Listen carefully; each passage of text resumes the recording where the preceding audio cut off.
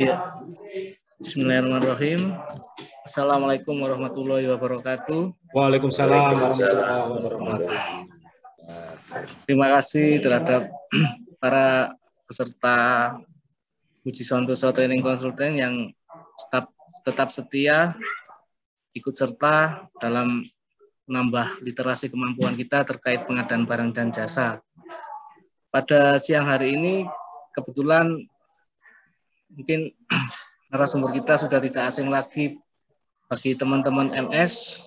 Beliau adalah Bapak Vidi Janwardani, ahli muda dari KKP, yang pada siang hari ini akan memaparkan terkait e-kontrak dan penilaian kinerja penyedia.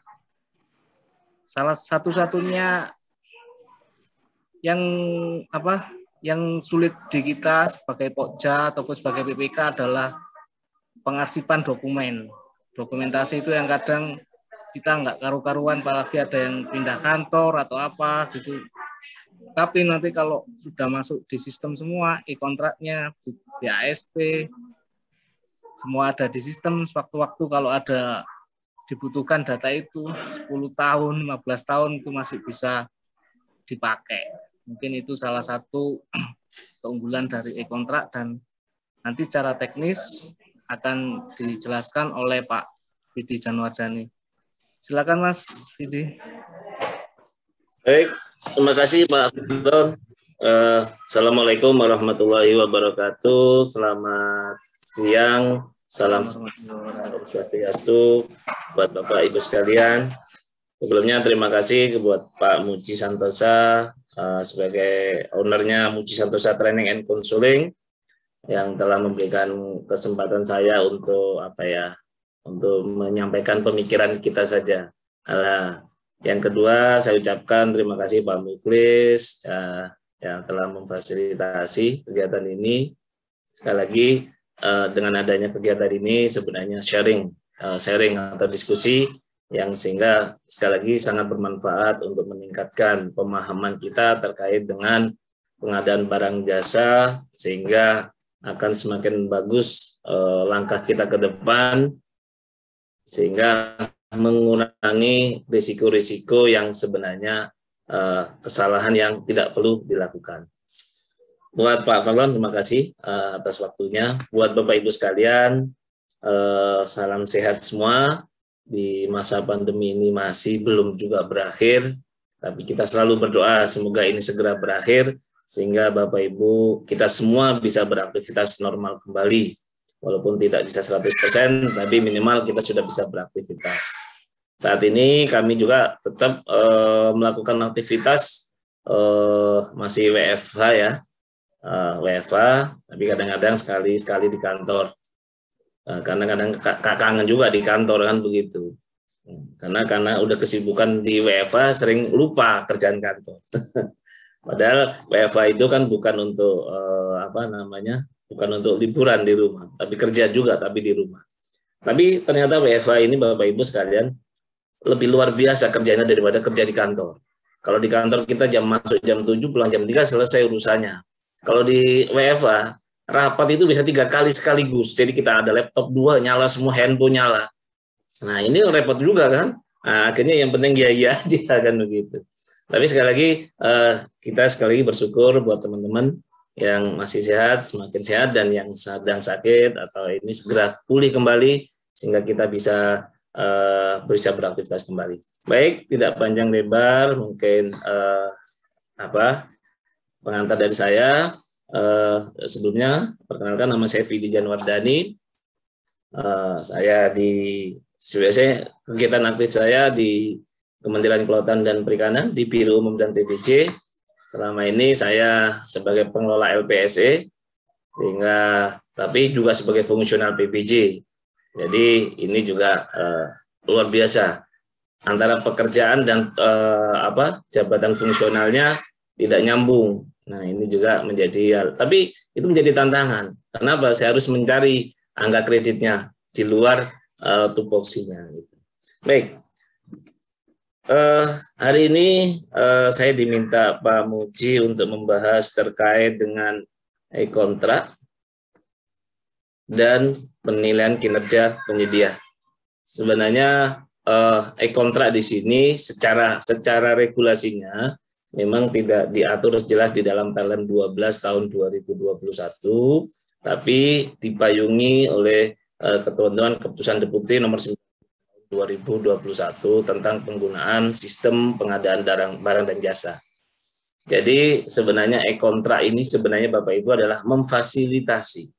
Tujuannya memfasilitasi para pelaku usaha, baik itu mulai dari PPK, Pokja, pejabat pengadaan atau para penyedia bisa bisa semua itu berbasis sistem. Harapannya dengan adanya sistem yang sudah tertata baik, terapi ini nanti mimpi-mimpi indah kita terkait dengan pengadaan barang dan jasa itu seperti sebuah mimpi kayak ada di tangan. Semuanya berbasis gadget misalnya begitu. Nah ini sekali lagi menjadi hal yang perlu kita sikapi dengan hal yang baik. Karena apa? Teknologi sekarang sudah canggih. Nah dengan adanya e-kontrak ini sekali lagi akan satu tadi disampaikan oleh Pak Fardon tadi, administratif. Ada dokumen yang memang harus kita simpan oleh terutama para PPK ini. Karena apa? Sebagai PPK itu nggak setiap saat ada di situ, standby. Pasti pasti akan melakukan ada mutasi segala macam. Begitu para PPK menginput e-kontraknya melalui aplikasi, harapannya apa? Para PPK ini nanti safety secara administrasinya, dokumennya ada. Jadi dengan ada dokumen, kecuali sistemnya rusak ya, nah itu lagi. Tapi minimal dengan ada dokumen, kita punya PK, ada banyak database yang mereka punya. Satu, yang manual, yang hard copy. Yang kedua, yang soft copy ada di laptop. Yang ketiga ada di sistem di SPSE. Sehingga ada backup data ini akan menjadi hal yang luar biasa. Sehingga data kita itu tidak akan hilang, harapannya begitu. Ini adalah makna di dalam penggunaan e-kontrak.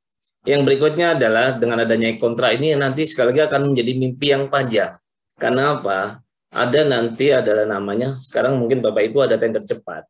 Tender cepat sekarang adalah barang, jasa, dan konstruksi. Di situ adalah salah satu kriterianya, sampai sekarang belum diterapkan, adalah penyedia dengan kinerja baik. Penyedia dengan kinerja baik. Saat ini itu belum bisa diterapkan. Nah, penyedia dengan kinerja baik ini akan baru bisa dinilai nanti ketika sistemnya sudah difasilitasi. Nah, dengan adanya e-kontrak ini sekali lagi sebagai administrasi kita mengumpulkan data dan juga akan sebenarnya diberikan kemudahan juga Bapak Ibu untuk tinggal copy dari dokumen e-kontrak ini. Jadi ada dua opsi tersebut yang dengan bisa dipakai oleh Bapak Ibu sekalian. Baik.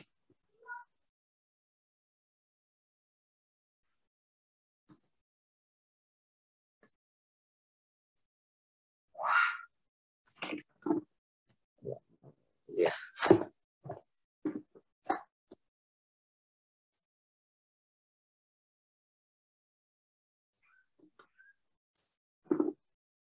Sebentar, slide-nya nggak nyala, saya stop dulu sebentar.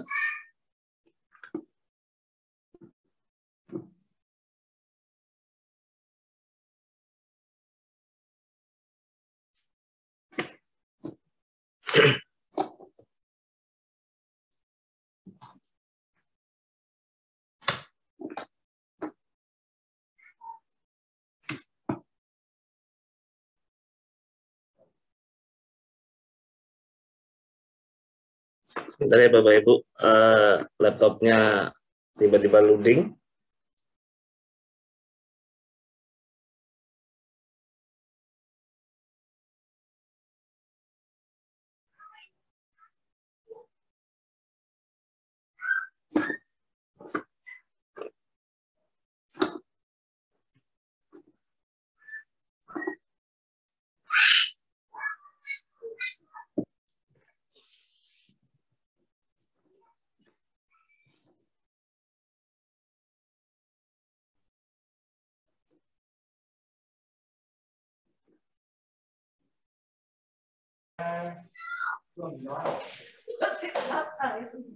Atau tak Tak share dari sini Pak Vidi. Oh, boleh Pak. Pak, ini laptop saya kayaknya tiba-tiba ngadat nih. Baik. Kalau kita lihat di pengertian kontra, di ITC tahun 2010, kontra adalah sebuah perjanjian hukum atau lebih yang dimaksud untuk membuat suatu hubungan resmi yang menurut hukum ketentuan. Pak Faldon, dari sana atau dari sini? Ya. Kalau bisa dari sana ya enggak apa-apa. Kalau enggak bisa tak share dari sini. Gimana Pak?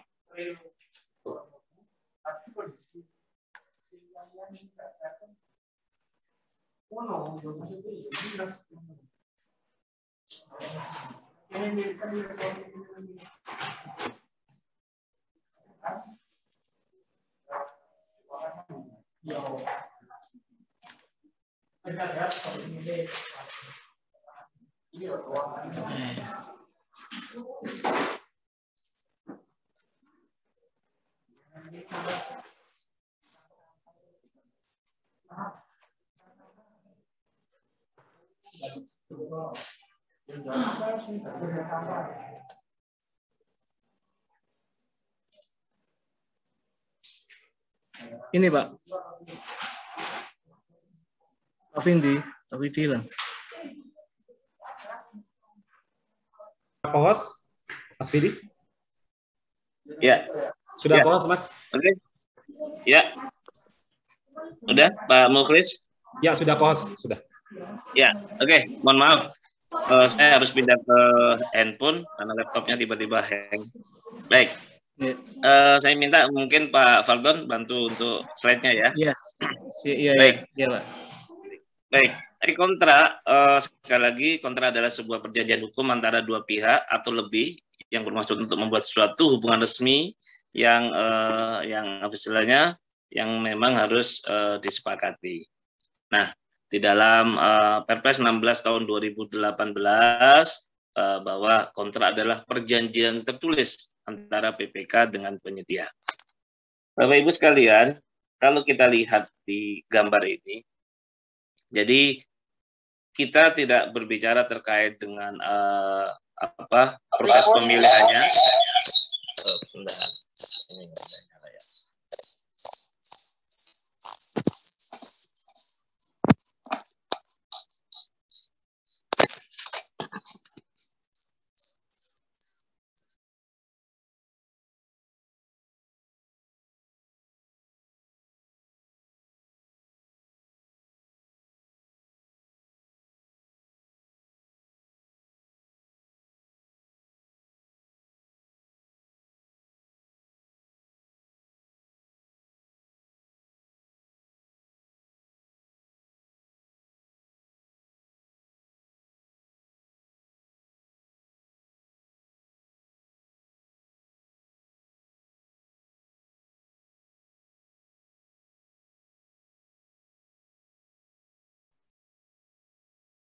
Baik, mohon maaf ada gangguan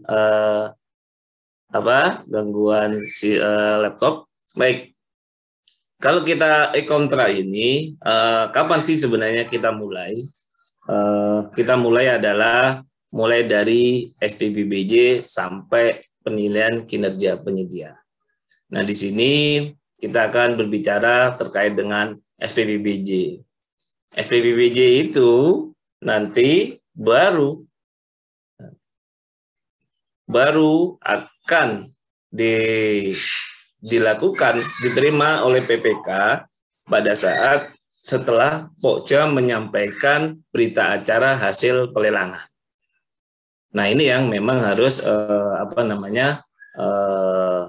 dilihat. Jadi begitu PPK menerima hasil hasil pemilihan oleh Pokja, apa yang dilakukan PPK adalah melakukan review dulu laporan hasil pemilihan penyedia. Jadi ini yang dilakukan oleh PPK. Review dulu. Setelah review nanti barulah ditetapkan SPBBJ-nya. Setelah ditetapkan SPBJ-nya, nah nanti di sini adalah menginput di dalam aplikasi e-kontrak. Jadi ini adalah langkah pada saat penerbitan SPBJ. Berikutnya adalah penandatanganan kontrak. Ini juga menjadi langkah e-kontrak tadi, itu termasuk bagian daripada kontrak. Jadi ini yang harus diingatkan. Jadi SPBJ, kontrak, pelaksanaan kontrak, sampai ke serah terima akhir, penghentian kontrak, dan terakhir adalah penilaian kinerja. Ini adalah alur yang memang harus Bapak Ibu lakukan. Nanti saya nggak bisa mendetailkan di pelaksanaan kontrak sebegitu banyak, karena itu luar biasa banyaknya. Saya hanya ambil sebagian yang ada di dalam aplikasi e-kontrak tadi. Lanjut Pak Fardon.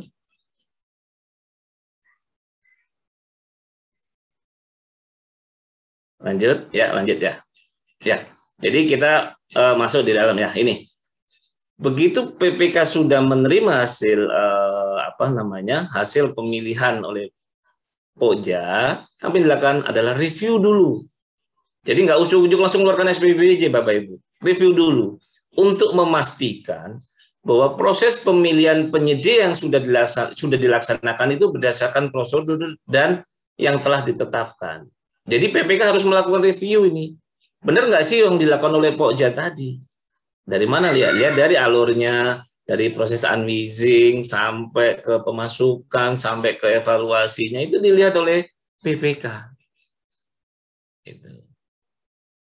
Nah, berikutnya adalah PPK juga harus meyakinkan bahwa penyedia sebagai calon pemenang ini memiliki kemampuan untuk melaksanakan kontrak.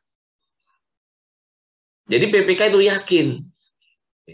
Karena ada beberapa kasus di PPK kami itu pernah itu tidak meyakini bahwa penyedia itu punya kemampuan. Jadi ini kenapa? Ini karena penyedia ini punya riwayat yang kurang bagus. Nah, ini boleh menjadi menjadi haknya PPK. Begitu PPK sudah memastikan bahwa prosesnya sudah benar, bahwa penyedia dianggap mampu, maka PPK menerima. Begitu menerima, barulah PPK membuatkan SPBJ-nya. Tapi kalau dari poin A dan B tadi, PPK menolak karena ada salah satu poin A atau poin B yang tidak sesuai dengan regulasi atau tidak sesuai ketentuan, PPK menolak. Wah, saya nggak mau nih penyedianya ini.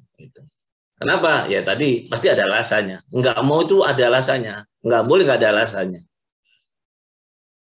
Nah, begitu PPK menolak, PPK berkirim surat ke Pokja. Saya keberatan dengan hasil yang dilakukan pemenang sebagai pemenangnya. Nah, begitu Pokja dikirim begitu, ya nanti kan berarti harus ada rapat dulu nih antara PPK dan Pokja. Bahas. Begitu PPK sepakat, akhirnya diklarifikasi nih PPK dan Pokja ini benar keberatan dari PPK tadi, Pokmilnya sudah bisa menjawab dengan baik. Kalau sepakat, keluarlah SPBJ. PPK bisa menerbitkan SPBJ. Tapi kalau PPK-nya tidak sepakat, maka karena itu berarti ada konflik antara PPK dan Pokmilnya, maka haruslah menyampaikan ke KPA untuk memutuskan siapa yang menang nih, PPK atau Pokmilnya. Ketika KPA sepakat dengan PPK, maka bisa dilakukan evaluasi ulang, disampaikan ke Pokja untuk evaluasi ulang atau tender ulang. Tapi kalau KPA-nya sepakat dengan Pokmil, ya maka PPK wajib mengeluarkan SPBJ. Nah, ini baru langkah. Begitu hasil tadi nggak langsung keluarkan SPBJ, ini harus dilakukan dulu. Kalau kita melihat regulasi yang lama itu sempat ada rapat persiapan SPBJ waktu itu. Nah, kalau sekarang sudah tidak ada lagi rapatnya, cuma adalah nanti di sini adalah PPK melakukan review laporan hasil pemilihan penyedia. Jadi nggak ujuk-ujuk langsung diambil semua begitu, tidak. Wah, oke, diterima langsung keluarkan SPBJ, tidak. Lakukan ini PPK. Ya. Lanjut.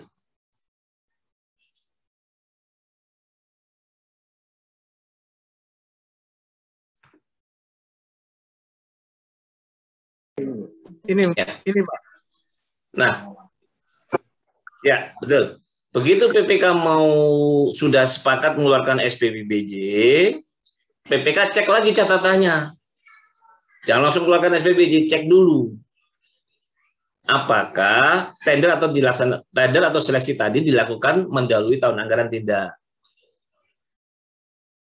Jika mendahului tahun anggaran, SPBBJ dapat diterbitkan setelah persetujuan rencana kerja dan anggaran atau rencana kerja anggaran perangkat daerah sesuai dengan ketentuan undang-undang.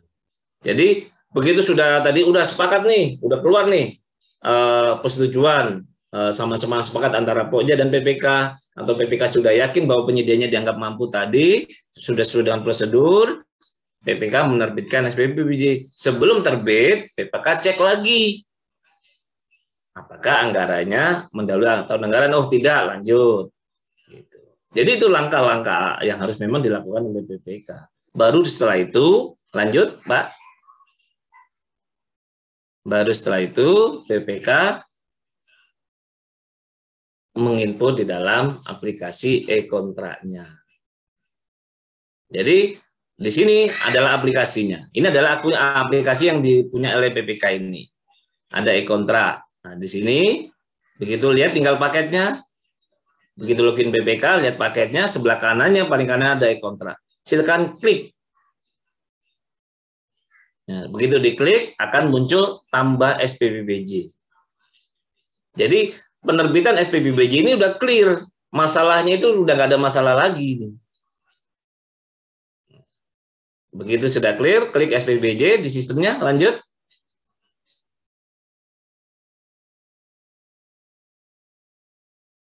Nah, di sini PPK di sini ini adalah fitur yang dipakai untuk memfasilitasi para PPK untuk membuat SPBBJ.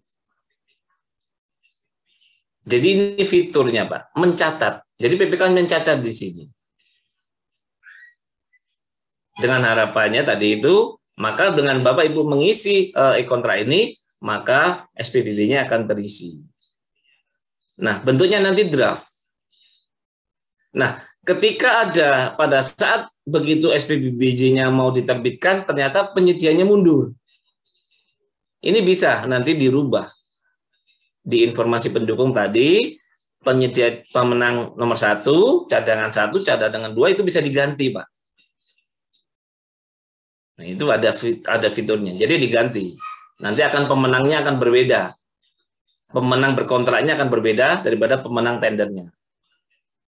Nah, ini adalah SPBBJ-nya. Input mulai nomor SPBBJ-nya, lampirannya, kotanya, nama PPK-nya, jabatannya, penyedianya siapa.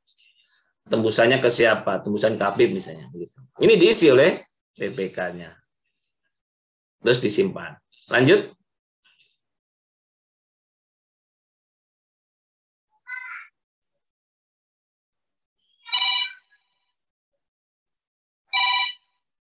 Ya. Jadi itu SPBJ-nya. Kayaknya satu lagi kelewatan ya. Ya nggak apa-apa. Jadi itu adalah input. Nah, sistem ini nanti sekali lagi ini adalah membantu PPK untuk membuat. Habis ini sebenarnya SPBB-nya bisa dicetak, Pak. Kayaknya ada yang kelewat itu, Pak. Habis ini adalah SPBB-nya bisa dicetak.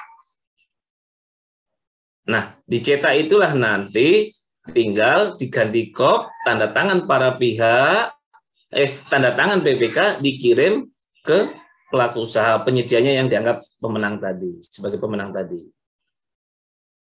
Ya. Nah, begitu sudah ditanda tangan, nanti diupload di dalam SPBBJ-nya, Pak. Di aplikasi SPBBJ-nya.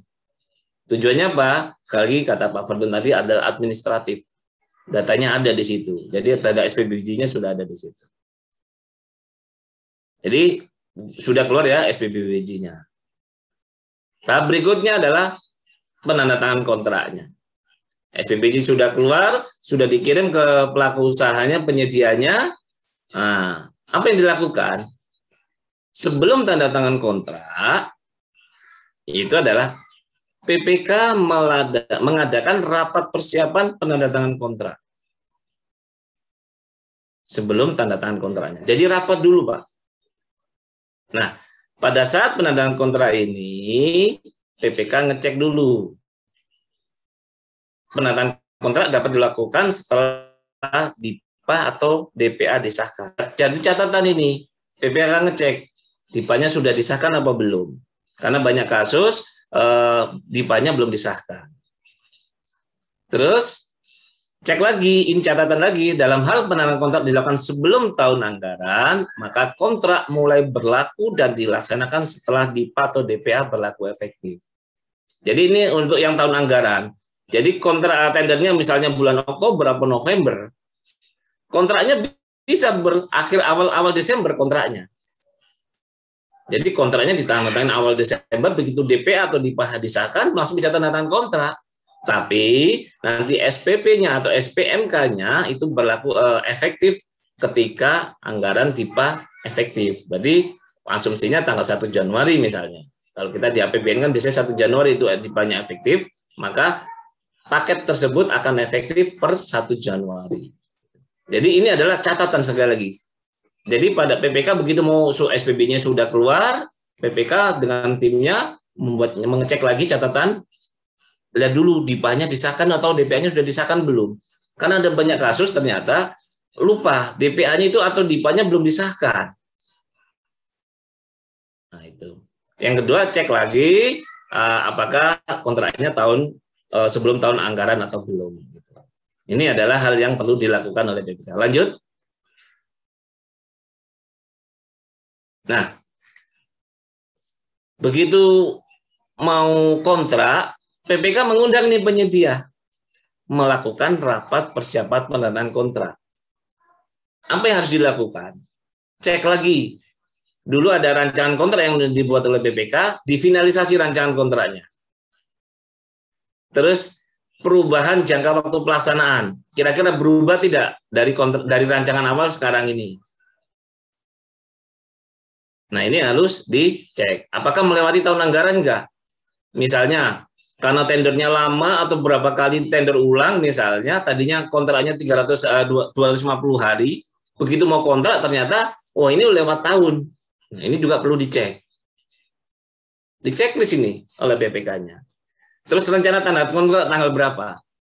Oh, nanti penyedianya mau jaminan tanggal 5 misalnya. Berarti nanti akan kontraknya tanggal 5. Terus di sini PPK adalah mengecek lagi dokumen pendukung kontraknya. Seperti jaminan pelaksanaan, bentuknya, isinya seperti apa. Ini perlu dicek oleh PPK-nya. Apakah ada asuransi dan sebagainya. Apakah ada uang muka apa tidak nanti diberikan. Bentuknya seperti apa. Jadi sudah disiapkan oleh PPK. Kalau nanti pakai ada uang muka, ini adalah surat uang muka. Ini bentuk jaminan semacam ini. Jaminannya apa? Pakai bank, asuransi, atau penjamin segala macam itu. Nah ini sekali lagi, ini harus dilakukan rapat persiapan dulu. Nah termasuk ada di poin 7, hal-hal yang telah diklarifikasi dan dikonfirmasi pada saat evaluasi penawaran. Jadi PPK dengan penyedia ini akan melakukan klarifikasi apa yang dievaluasi oleh Pokja waktu itu. Mulai dari administrasi, teknis, harga, dicek lagi ini. Gitu. Nah, dari rapat inilah munculnya berita acara. Kalau dari rapat ini ternyata ada tidak kesepakatan, maka SPPBJ-nya yang sudah terbit tadi bisa dibatalkan. Nah, ini perlu juga ini kayaknya jarang sekali dilakukan rapat persiapan untuk penandatanganan kontrak ini, apalagi dibuat berita acaranya. Nah, kalau sekali lagi kalau tidak sepakat 1 sampai 6 sampai 7 tadi, maka SPPBJ-nya dibatalkan. Kalau sepakat dilakukan lanjutkan penandatanganan kontrak. Nah, sekali lagi ada catatan, tidak diperkenankan mengubah substansi hasil pemilihan penyedia sampai dengan penandatanganan kontrak, kecuali mempersingkat waktu pelaksanaan pekerjaan. Jadi rancangan kontrak yang sudah dibuat PPK saat pemilihan itu tidak boleh dirubah sama sekali, kecuali mempersingkat waktu. Misalnya dirubah jenis kontraknya, Nah, itu tidak boleh. Nilainya dirubah, misalnya. Itu tidak boleh, harus kontrak dulu. Baru nanti kalau ada perubahan, dikontraklah, dibuatlah addendum. Jadi nggak bisa diapa-apain. Yang terjadi banyak kasus, sebelum kontrak itu dirubah. Karena apa? Ada kesalahan. Misalnya ada kesalahan koreksi aritmatika. Ini yang terjadi, ada yang terjadi semacam itu. Ini sekali lagi jangan lupa buat berita acara. Lanjut Pak Fadlan. Nah, begitu sudah rapat persiapan sudah selesai, begitu mau tanda tangan kontrak, dicek lagi nih perancangan kontraknya, substansinya, bahasanya, redaksionalnya, hurufnya, dan segala macam. Sama paraf-parafnya. Ya, jadi paraf-parafnya tadi, masing-masing para pihak memparaf itu. Berikutnya catatan adalah apakah DIPA-nya atau DPA-nya sudah disahkan belum. Jangan lupa penandatangan kontrak paling lambat 14 hari kerja setelah terbit SPPBJ. Kecuali DIPA atau DPA-nya disahkan. Nah, ini banyak kasus juga di poin 2 ini. Para PPK ini tidak segera menerbitkan SPPBJ. Terus yang ketiga, jangan lupa pada saat tanda kontrak dicek para pihak yang berwenang menandatangani kontrak. Nah, ini sekali lagi harus diperhatikan Bapak Ibu sekalian. Lanjut. Nah, di dalam aplikasi e-kontrak, tinggal Bapak Ibu sebagai PPK tinggal klik kontraknya. Klik aplikasinya, kontraknya, akan muncul informasi paket, nanti tinggal ngisi ruang lingkup pekerjaannya, nomor surat perjanjiannya, tanggal surat perjanjiannya, kota surat perjanjiannya, begitu. Tinggal input, Pak. Lanjut.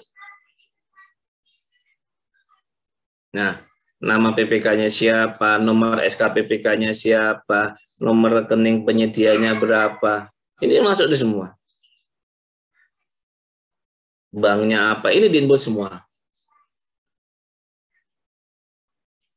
Nah, ini semuanya diisi di data sini. Setelah diisi, baru simpan, terus cetak.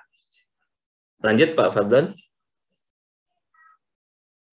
Jadi sistem itu memfasilitasi Bapak Ibu, surat perjanjian ini, kalau kita bandingkan dengan surat perjanjian yang ada di dalam MDP, itu sama.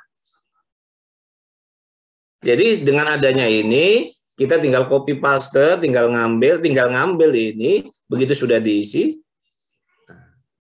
Jadi mengurangi risiko selama ini copy paste yang salah. Karena banyak kasus surat perjanjian itu copy paste. Jadi lanjut. Nah, jadi kontrak tadi, surat perjanjian tadi ditandatangani kepada kedua pihak, baru diupload di dalam aplikasi. Jadi ada dua. Boleh nggak saya menggunakan e-kontrak ini tidak pakai e-kontrak? Saya pakai manual. Boleh. Tapi tetap nanti Bapak Ibu harus mengisi di dalam surat perjanjian di aplikasi ini. Sebab kalau Bapak Ibu nggak ngisi, nanti Bapak Ibu nggak bisa buat paket lagi. Gitu. Terus berikutnya adalah setelah surat perjanjiannya dibuat, disinputlah syarat-syarat khusus kontraknya. Nah, apa yang menjadi syarat-syarat khusus disimpan di sini. Sekali lagi ini adalah administratif. Ini adalah LKPB membantu, sistem membantu Bapak Ibu PPK untuk menginput data-datanya di dalam aplikasi ini. Harapannya adalah sekali lagi tadi yang sampaikan, dalam 10 tahun ke depan kita masih punya data. Kita pindah kemana aja kita masih punya data. Lupa password tinggal klik lupa password atau lapor lupa password. Jadi kita punya data. Suatu saat kalau kita ada masalah dengan masalah hukum, kita udah punya datanya. Nah, ini yang memang perlu kita inisiatif Bapak Ibu untuk menginput di dalam aplikasi kontrak. Sekarang menjadi kewajiban malahan. Lanjut. Oke, lanjut. Nah, tadi di kontraknya sudah, sekarang adalah pelaksanaan kontrak. Kira-kira di aplikasi apa yang harus kita muat? Yang kita muat adalah SPMK-nya. Di sistem sudah difasilitasi juga. Terus ada nanti pembayaran sama berita acara serah terima dan berita acara pembayaran juga diinput termasuk progresnya. Jadi saya nggak membicarakan apa itu penyerahan lokasi, personil segala macam, itu nanti saya hanya membicarakan sekilas saja bahwa selama pelaksanaan kontrak itu nanti ada hal-hal yang harus diinput di dalam e-kontraknya. Lanjut. Nah, ini namanya kalau pengadaan barang menggunakan SPP, surat perintah pengiriman. Kalau barang jasa lainnya atau konsultan atau jasa konstruksi adalah SPMK. Jadi langkah tadi kan setelah tanda tangan kontrak, terus ada serah terima lapangan dan personil tadi yang disampaikan oleh Pak Rudi tadi. Pada saat serah terima lapangan dan serah terima personil tadi, itu adalah saat pembuktian PPK untuk melakukan pembuktian terkait dengan SKK-nya. Nah, sudah setelah itu baru dibuatlah SPMK atau SPP. Di sistem sudah difasilitasi Bapak Ibu, tinggal buat klik SPP. Silakan klik. Lanjut, Pak. Nah, di sini SPP-nya. Tinggal input nomor SPP-nya atau nomor SPMK-nya, tanggalnya berapa, nomor surat perjanjiannya berapa. Tinggal Bapak Ibu sekali lagi ini difasilitasi oleh sistem. Untuk mempermudah Bapak Ibu, mempermudah dan mengadministrasikan dokumennya. Lanjut. Nah, ini adalah contoh SPP untuk pengadaan barangnya, sebelahnya adalah contoh SPMK. Formatnya sama seperti apa yang kita punya. Jadi sebenarnya dengan ada sistem ini sebenarnya sangat membantu Bapak Ibu, tinggal ngisi-ngisi datanya, simpan, cetak, pakai kop, ganti kop, tanda tangan, para pihak, selesai. Nanti diupload dokumen SPP-nya atau SPMK-nya di dalam aplikasi. Lanjut. Nah, itu baru setelah proses sampai selesai, sampai serah terima, dilakukanlah pembayaran. Di dalam aplikasi, Bapak Ibu diminta untuk menginput pembayarannya. Begitu klik input pembayaran, akan muncul fitur BAST dan BAP, berita acara pembayaran, termasuk progresnya. Lanjut.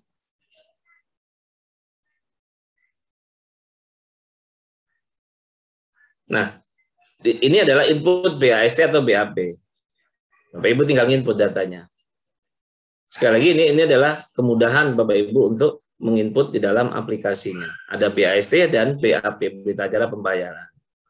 Kadang-kadang kayak apa sih BAST-nya, kayak apa sih BAP-nya. Nah, ini di sistem sudah. Bapak Ibu tinggal input aja nomornya, tanggalnya, kapan, nilainya, semacam itu.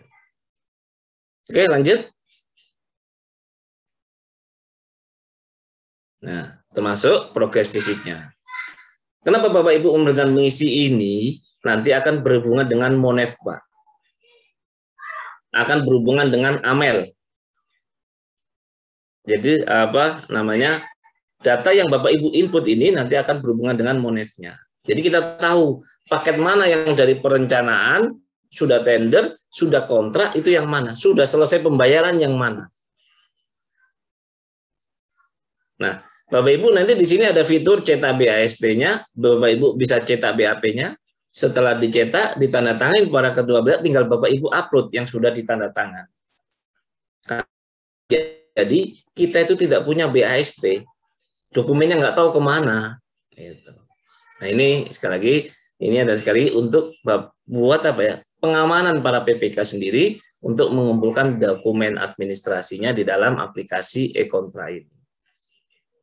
Lanjut.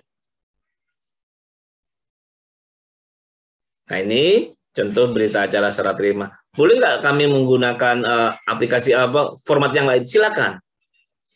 Tapi Bapak Ibu tetap mengisi tadi, habis itu yang Bapak Ibu buat manual, tinggal ditandatangani, setelah itu diupload. Boleh, nggak apa-apa. Ini kan hanya, sekali lagi, ini adalah membantu Bapak Ibu untuk membuatkan dokumennya. Lanjut. Sudah selesai sebenarnya sampai ke kontrak di situ. Nah, ini adalah fitur terakhir di dalam aplikasi kontrak.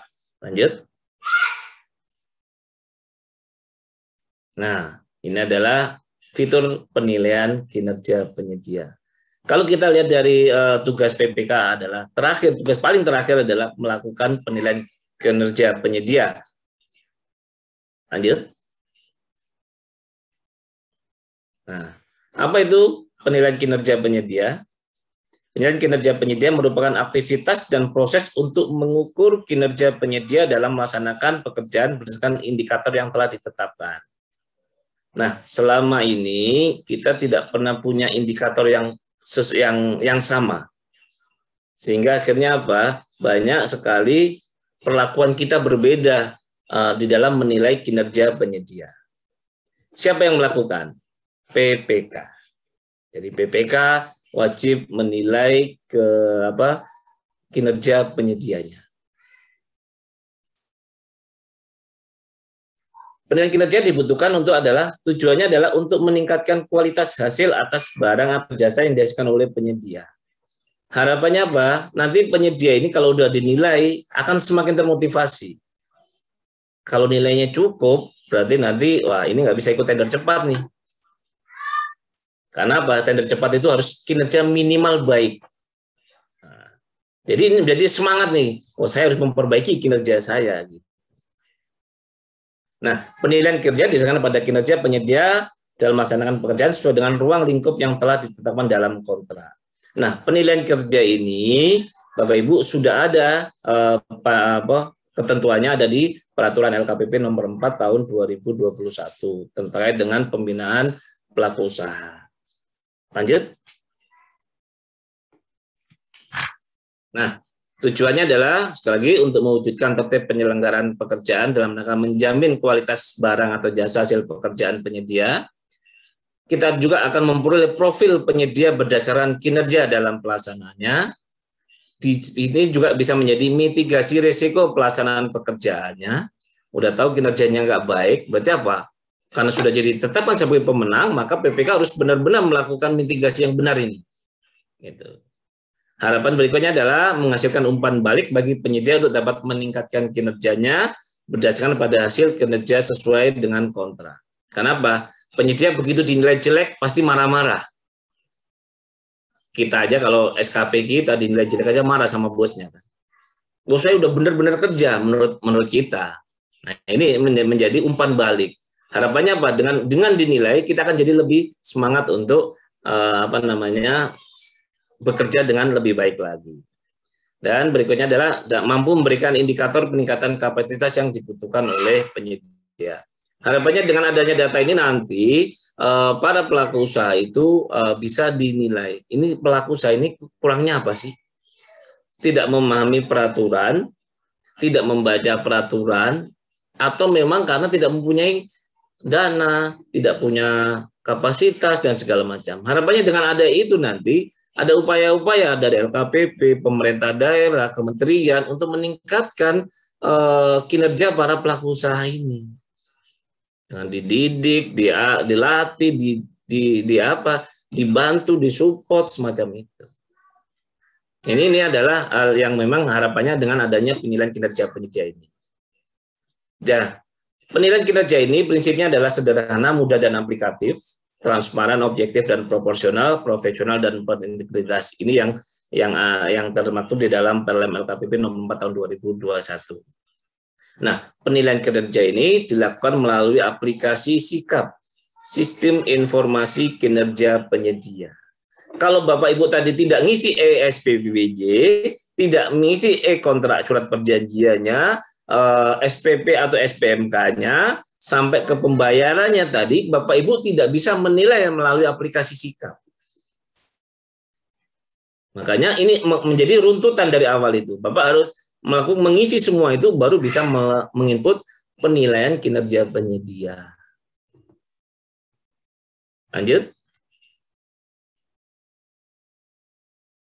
Nah, penilaian kinerja penyedia dilaksanakan sekali oleh PPK melalui aplikasi SIKAP atas pelaksanaan pekerjaan yang telah dilakukan oleh penyedia selama masa pelaksanaan pekerjaan sampai dengan proses pembayaran.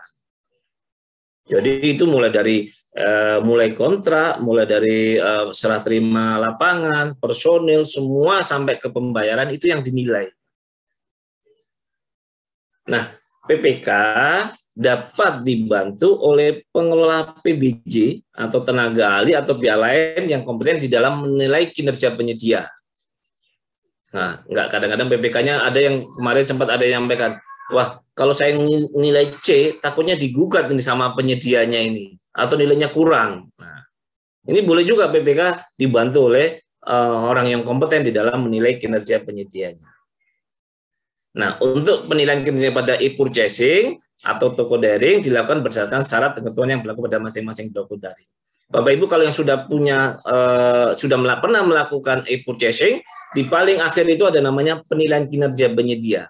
Tapi di situ adalah ada rating, dia bentuknya bintang. Bintang 1, bintang 2, bintang 3, bintang 4, bintang 5. Nah, kalau yang di SPSE bentuknya adalah nilai. Lanjut. Nah, kapan para PPK ini harus menilai? Adalah ketika penyedia melakukan serah terima hasil pekerjaan melalui berita acara serah terima atau BAST atau berita acara serah terima akhir BAST akhir untuk pekerjaan barang atau jasa yang memerlukan masa pemeliharaan atau garansi. Jadi yang sampai terakhir baru dinilai.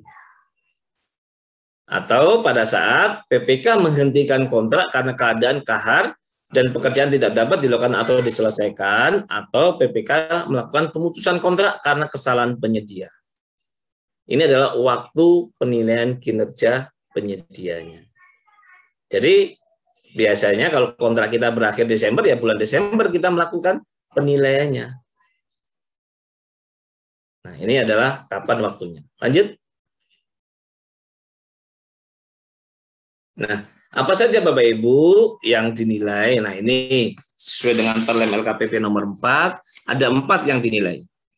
Satu adalah kualitas dan kuantitas, indikatornya adalah sesuai, bobotnya 30%.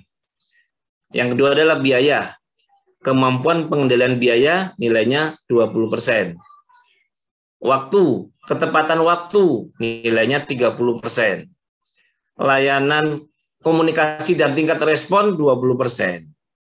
Nah, ini adalah indikator yang sudah dibuat oleh LKPP melalui Perlem LKPP nomor 4. Ya, boleh nggak kami melakukan penilaian menggunakan indikator lain? Secara prinsip boleh saja. Tapi ini adalah sekali lagi LKPP sudah memfasilitasi. Karena kalau kita membuat penilaian sendiri, nanti indikatornya nanti dianggap subjektif. Nah, ini ada walaupun boleh, karena kami pernah melakukan penilaian tahun-tahun sebelumnya. Gitu. Sebelum keluarnya Perlem LKPP nomor 4 tahun 2021, kami pernah melakukan penilaiannya. Gitu. Mungkin teman-teman PPK juga sudah pernah melakukan. Lanjut. Nah, apa saja kriterianya? Nah, di sini ada kriteria cukup untuk kualitas dan kuantitas cukup, baik dan sangat baik. Ketika cukup, nilainya adalah lebih dari 50% pekerjaan memerlukan perbaikan. Jadi kontrak kita itu 50% banyak kan harus diperbaiki oleh penyedianya. Berarti apa? Kualitas dan kuantitasnya kurang baik. Maka nilainya adalah skornya 1. Ketika perbaikan atau perbaikannya itu atau penggantiannya kurang dari 50% dari nilai total, maka nilainya 2, dianggap baik. Betul 50% itu, tapi dinilainya masih baik gitu. Berikutnya adalah sangat baik kalau begitu serah terima tidak ada perbaikan sama sekali. Nah, ini adalah terkait dengan kualitas dan kuantitas. Kalau misalnya contoh kualitasnya, kalau teman-teman konstruksi misalnya, di betonnya harusnya 250 misalnya, K250. Ternyata setelah diuji cuma berarti K245 misalnya. Terus dilakukan perbaikan mencapai 250. Nah, ini adalah penilaiannya. Berikutnya biaya. Apa yang dinilai? Cukup, baik, sama dengan sangat baik. Ketika biaya itu nilai baik adalah cukup dulu, maaf. Tidak menginformasikan sejak awal kondisi atau kejadian yang berpotensi menambah biaya. Jadi penyedia ini tidak ngomong-ngomong nih bahwa nanti akan menambah. Begitu mau habis kontrak, Pak, mau minta nambah, misalnya begitu. Nah, ini kalau dia minta semacam itu, berarti bisa nilainya jadi PPK menilai, wah ini cukup ini. Kemarin dia ngomong, tiba-tiba minta nambah saja, kan begitu. Pas dia mau kontrak lagi, habis kontrak gitu misalnya. Terus, dua adalah mengajukan perubahan kontrak yang berdampak penambahan penyedia total biaya tanpa alasan memadai sehingga ditolak PPK. Karena tadi sudah menginformasikan, dia mengajukan, ternyata sama PPK-nya ditolak. Karena duitnya nggak cukup, misalnya begitu. Jadi kalau ada indikator ini, nilainya cukup, Pak, di kriteria biaya. Nah, kalau kriterianya baik, tidak melakukan salah satu kondisi yang kriteria cukup tadi. Maksudnya melakukan salah satu kondisi pada saat kriteria cukup. Berarti dia sudah menginformasikan, Pak, ini nanti baru MC0 aja, Pak, ini pasti akan menambah nilai biayanya, Pak. Kenapa? PPK penyidik sudah ngitung nih, Pak. Nah, ini Pak, ini adendum ini. Nah, ini sebenarnya di situ, wah ini penyidik udah bener nih. Kenapa? Dia benar-benar menguasai terkait dengan ruang lingkup pekerjaannya. Nah, berarti ini kita nilai baik. Sangat baik apabila telah melakukan pengendalian biaya dengan baik dengan menginformasikan sejak awal atas kondisi yang berpotensi menambah biaya dan perubahan kontrak sudah didasari dengan alasan yang dapat dipertanggungjawabkan. Jadi dari awal MC0 dia sudah ngasih tahu bahwa akan ada menambah biaya, ya. Nah, terus udah gitu, pas dia mengajukan perubahan kontraknya, PPK menerima alasan perubahannya. Nah, PPK-nya ngasih nilai 3, baik, sangat baik. Berikutnya adalah waktu. Nah, ini juga ketika penyedia menyelesaikan terlambat melebihi 50 hari, nilainya cukup. Ketika nilainya di bawah 5, jadi perpanjangan atau pemberian kesempatannya di bawah 50 hari, nilainya masih baik, Pak. Jadi enak juga ini penyedianya.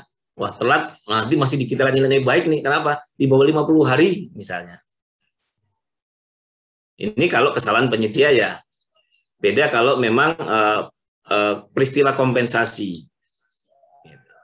Nah, sangat baik adalah ketika penyelesaian pekerjaan sesuai dengan waktu dan kontrak lebih cepat atau sesuai dengan kebutuhan PPK. Kontraknya harusnya 5 bulan jadi 4 bulan, nah itu menjadi sangat baik, Pak. Nah, ini adalah penilaiannya PPK. Layanannya, ini dalam cukup ketika penyedia lambat memberikan tanggap notis atas permintaan PPK. PPK itu sampai berbusa-busa tidak direspon oleh penyedia. Disuratin, di WA, di email, tidak direspon-respon. Dan penyedia sulit diajak berdiskusi dalam menyelesaikan pelaksanaan pekerjaan. Akhirnya, nah, ini kan dari kemarin kontraknya, di telepon tidak dibalas, di WA nggak dibalas, udah dikasih ini informasi nggak ada respon. Nah, itu nanti PPK nilai kasih C, cukup. Rugi buat penyedia nanti kalau nilainya C, Pak. Nah, ketika layanannya baik, ketika kalau sudah diinformasinya responnya baik, merespon permintaan dengan penyelesaian sesuai dengan yang diminta, atau penyedia mudah dihubungin, WA dibales, walaupun balesnya yang penting siap begitu aja, yang penting dibales respon. Kenapa? PPK itu khawatir, ini kok WA nggak dibalas-balas. Padahal pelaku usaha tinggal siap. Wah, siap, kadang-kadang siapnya mundur, siap apa, tapi itu ada respon. Ya, maaf Mas. Nah, ini yang 5 menit ya. Ya, udah mau selesai ya. Ya, baik. Layanan yang sangat baik adalah udah responnya baik, mudah dihubungin, jadi dua-duanya. Kalau yang satu, yang B itu atau dia responnya baik tapi dihubungin susah, atau responnya jelek tapi dihubunginya cepat, nah ada juga. Kalau yang sangat baik, responnya baik dan dihubunginya cepat. Nilainya B, PPK nilainya, oh kasih B itu, udah nanti PPK-nya B. Karena Pak, yang tahu nilai itu PPK, karena pengendali kontraknya PPK. Nanti PPK boleh dibantu dari tenaga ahli atau pengelola pengadaan tadi. Lanjut. Nah, ini skornya, nilai-nilai tadi 0 itu nilainya buruk. Itu ketika one prestasi. 1 sampai 2 cukup, 1 sampai 2, 1 lebih kurang dari 1 nilai sampai kurang dari 2 baik, 3 sangat baik. Ini adalah kriterianya.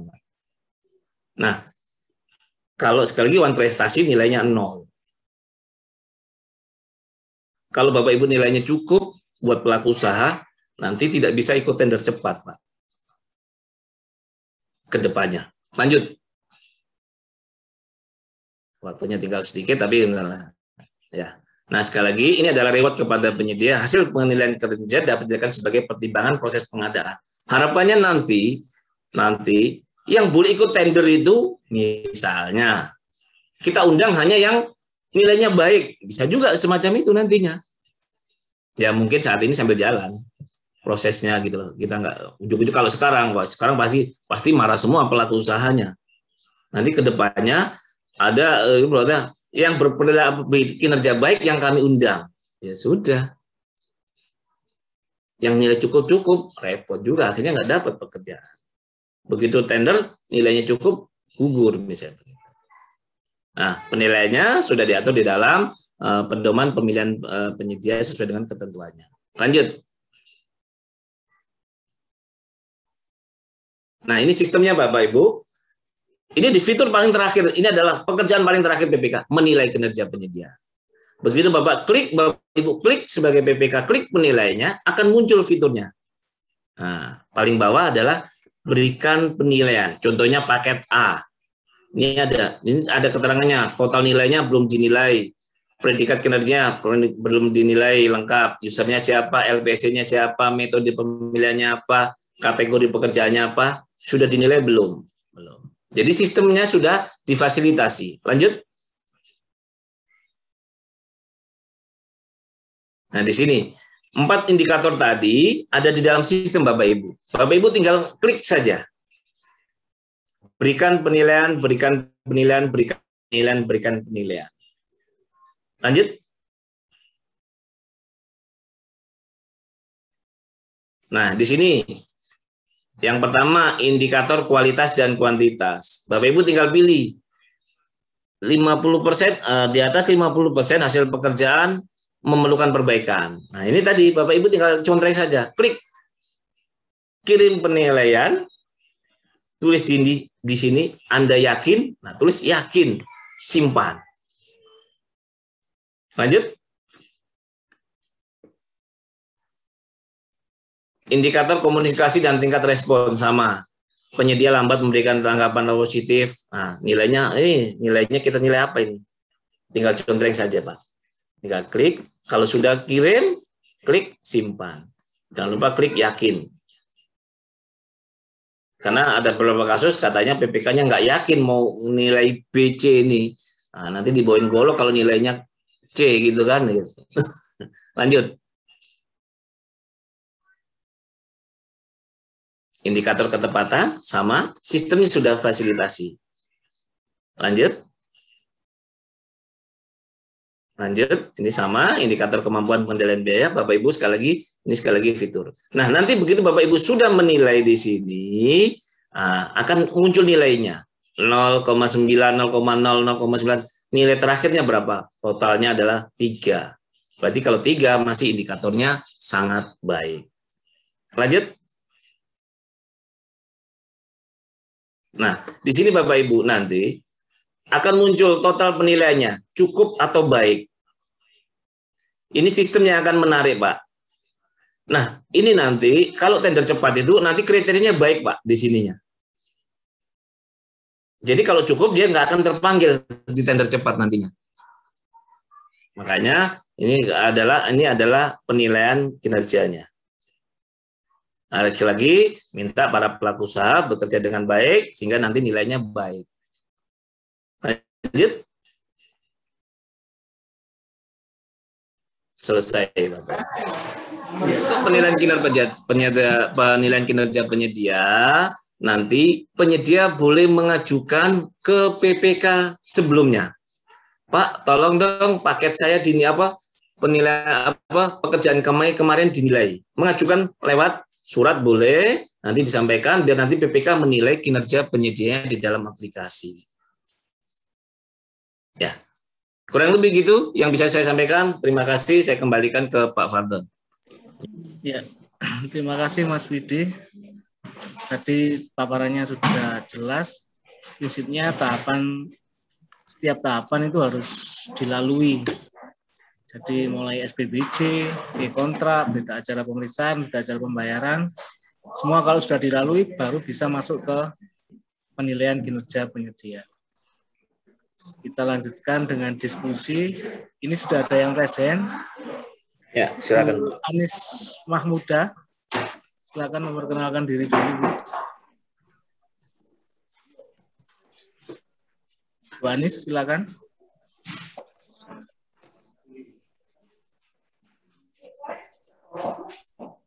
Belum mendengar, Bu Anis. Suaranya belum masuk, ya.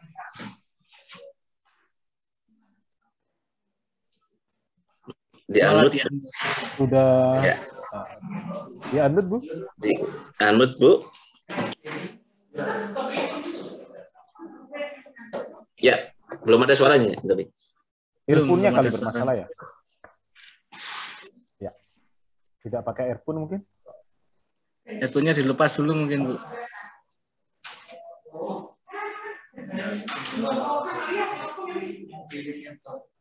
Belum terdengar, Bu.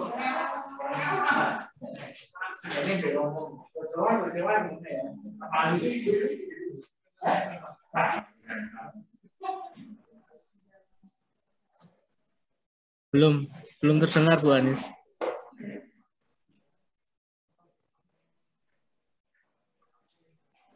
Dilepas saja, Bu, mungkin headphone-nya.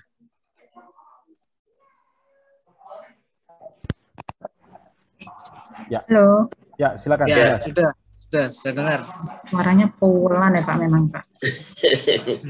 Ya, silakan Bu. Oke. Silakan. Sudah dengar, Pak. Halo. Iya, sudah masuk, Bu. Silakan. Oh, sudah masuk. Oke. Nah. Ya, terima kasih Pak atas kesempatan. Saya Anis dari Pokja Kabupaten Bojonegoro. Ini cuma di kantor rame sekali ya. Ini ada tahapan dalam pelaksanaan kontrak yang mau saya tanyakan terkait dengan review laporan hasil pemilihan penyedia. Ya. Nah, kebetulan ini baru tadi ada PPK yang telepon saya. Kemarin kita menyampaikan laporan hasil pemilihan calon tunggal. Ternyata setelah dicek ada salah satu personilnya yang ternyata sudah dipakai di paket PL oleh CV lain. Nah, akhirnya mereka akan menyampaikan review hasil pemilihan untuk ke Pokja tentang terkait dengan personil itu. Yang ingin saya tanyakan, apakah hal ini tahapan ini sudah benar? Maksudnya untuk terkait personil, apakah bisa dilaksanakan pada saat review hasil pemilihan ataukah pada saat serah terima lokasi pekerjaan? Tuh. Terus yang kedua, apabila memang ini bisa dilaksanakan pada saat review hasil pemilihan, setelah surat dari PPK disampaikan ke Pokja, mungkin nanti apakah kita harus seperti yang disampaikan di Perlem, apakah kita harus melakukan kesepakatan dengan PPK? Sementara ini kemarin calon tunggal, Pak. Jadi kalau memang misalnya PPK menyampaikan bukti bahwa personelnya memang sudah dipakai untuk paket yang lain, dan ini kan misalnya itu sudah dinyatakan benar, berarti ini kan tender gagal. Kita tidak bisa melaksanakan evaluasi ulang lagi karena tidak ada calon pemenang yang lain. Apakah untuk menyampaikan bahwa ini tender gagal ada di PPK ataukah di Pokja? Itu dua itu saja Pak. Makasih. Ya, ini mungkin di luar konteks yang dipaparkan oleh Pak Widi tadi ya. Cuma tadi kan disampaikan tentang tahapan pelaksanaan. Nggak apa-apa, Bu. Ya, nggak apa-apa, Bu Anis. Ya. Itu Pak. Baik. Terima kasih Bu Anis. Ya, kalau kita kembali ke review, apa yang direview tadi adalah satu memastikan terkait dengan prosedur yang dilakukan oleh Pokja. Kan begitu. Yang kedua adalah terkait dengan kemampuan penyedia untuk melakukan pekerjaan. Nah, di dalam atau di situ ketika memang sudah di proses review hanya terkait dengan itu. Jadi PPK melihat prosedurnya sudah sesuai atau belum. Yang kedua adalah PPK bahwa meyakini bahwa penyedia itu memiliki kemampuan untuk melaksanakan kontrak. Itu. Nah, kalau misalnya pekerjaan konstruksi kan ada tadi sebelum kita mulai kita juga sudah diskusi bahwa pada saat proses pemilihan PPK kan tidak melakukan evaluasi terkait dengan SKK-nya, sertifikat kompetensinya. PPK Pokja hanya mengevaluasi nama tenaga ahlinya atau SKP-nya atau tenaga teknisnya. Nah, di dalam proses ini review ini dia tidak dinilai lagi, Bu, di dalam persiapan PBBJ ini. Nanti pada saat serah terima lapangan sama serah terima personil, di situ sudah ditentukan di dalam klausul perlemnya bahwa nanti penyedia harus menunjukkan SKK-nya pada saat pembuktian kualifikasi saat serah terima personel dan serah terima lapangan tadi. Ketika PPK kan sudah punya data ini, ternyata personel itu sudah digunakan di paket yang lain. Berarti di situ nanti PPK nyampaikan sama penyedianya, ini informasi bahwa tenaga teknisnya atau tenaga ahlinya ini sudah dipakai ini di paket yang lain. Itu nanti dibuat kesepakatan boleh diganti dengan SKT atau SKK yang lain dengan personel yang lain. Adalah pada saat ininya, pada saat review terkait dengan istilahnya personilnya. Iya. Jadi sekali lagi di proses persiapan PBBJ lanjut, Bu.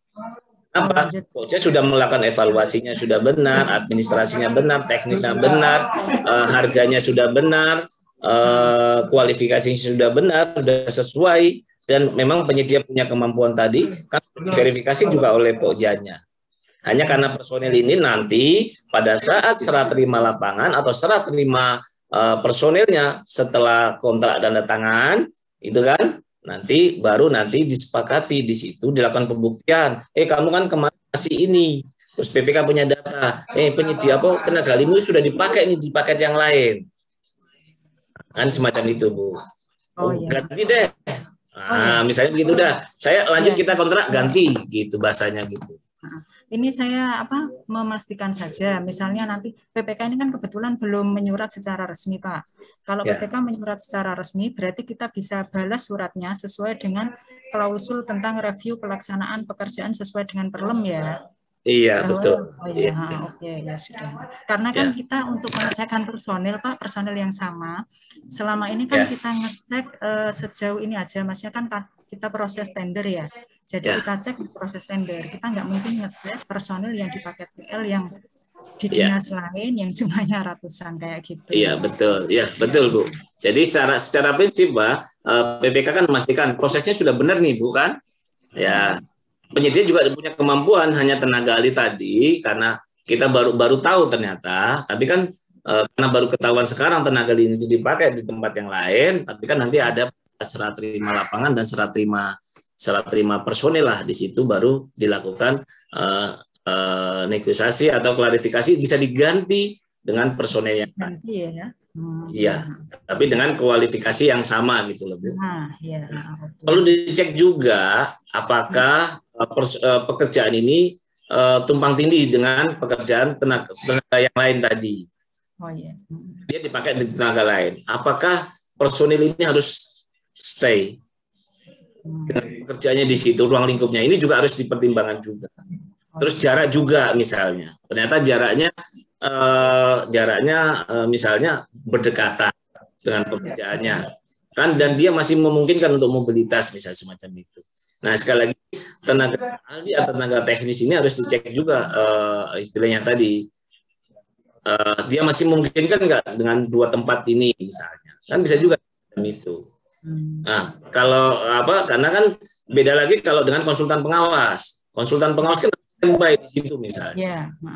Ya, nah tapi kan ini kalau misalnya kalau konstruksi kan, kalau konstruksi ini, ini apakah dia harus standby terus di situ? Nah ini juga menjadi nanti pertimbangan PPK pada saat melakukan klarifikasi dengan pelaku usahanya tadi. Gitu. Kalau misalnya begitu, tapi ada posisinya adalah di saat peserah terima lapangan dan peserah terima personil. Ya, ini tadi infonya yang sama itu petugas K3-nya. Oh, K3-nya. Kalau K3 itu harus standby ya, Bu? Iya, kalau K3 kan harus standby, Bu. Berarti harus bisa diganti ya personel yang. Iya, bisa diganti. Iya, bisa diganti, Bu. Makasih, Pak. Baik, sama-sama. Baik, Pak Pardon. Iya. Atau mungkin teman-teman yang lain. Ditambahkan sedikit, Pak. Itu nanti kalau Pokja sama PPK-nya tidak sepakat, dilanjutkan ke PA-KPA, Bu. Ke PA-KPA, Pak, keputusannya, Bu. Iya. Ya. Ya, ini pertanyaan selanjutnya dari Pak Andrian Kurniawan. Silakan, Pak Andrian. Selamat sore, Pak. Selamat sore. Selamat sore. Saya Andrian dari Dumai, Pak. KPBJ Kota Dumai. Kota Dumai. Riau. Ya, Pak. Siap. Silakan. Ini saya bertanya berandai-andai, Pak. Nggak apa-apa, monggo. Iya. Kapan itu saya kan sebagai Pokja pemilihan, tapi saya ingin tahu terkait dengan kinerja penyedia. Ya. Kapan kira-kira penilaian kinerja penyedia itu diberlakukan? Itu pertanyaan pertama. Kemudian pertanyaan kedua, nanti kan akan terjadi nih penilaian penyedia dari PPK kepada penyedia. Andailah nilainya tuh dirasa kurang oleh penyedia. Apakah penyedia itu bisa melakukan keberatan, Pak? Keberatan terhadap penilaian yang dilakukan oleh PPK gitu. Kemudian gimana nanti cara penyedia melakukan keberatan dan gimana pula cara PPK menindaklanjuti halnya itu, Pak? Mungkin seperti itu, Pak.